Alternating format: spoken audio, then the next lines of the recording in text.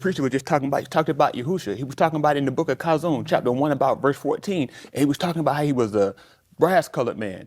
So the thing is, you know what, a lot of people start to argue in the TikTok comments, because I'm actually the one that runs that. So I've talked to people on my page and talked to people on the synagogue page, and sometimes with the same people, and they don't know. We're having 2 conversations, all with me.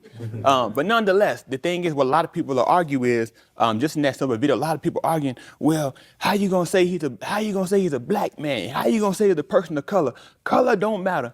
A lot of white people, they're really good about saying that. A lot of times they'll say color don't matter when you find out what the color is. Right. But when it was a white man, nobody said, well, no, we're not worried about the color. Forget what color he is. I just love him because he's my savior. I just love him for what he did. Nobody talk about that. Nobody talk about it. It's just, hey, you just accept it because that's what you were given. So now when I show you that this is what is biblically given to you, now it's the color don't matter. Really, why we had that? Well, let me see. If it wasn't important, why did he give it to you? If it wasn't a value, why would he give it to you? Because the thing is it wasn't just for the fact of telling you that he was a black man, but it was because things line up.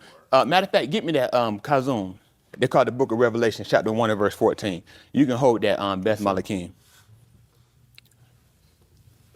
A lot of people don't realize he didn't give us anything for no reason. I said it the other week about how nothing happens for no reason. Not only does nothing happen for no reason, there was nothing that had happened prior to that was for no reason. Because he just told us in Romans chapter 15 and verse 4 that whatsoever things were written aforetime were written for our lament. So the things that happened before, they were written to teach us. Just like the experiences and things that we had before, they were written to teach us. Had Yahusha kept in their mind what Yahuwah had done for them before, guess they would have never did.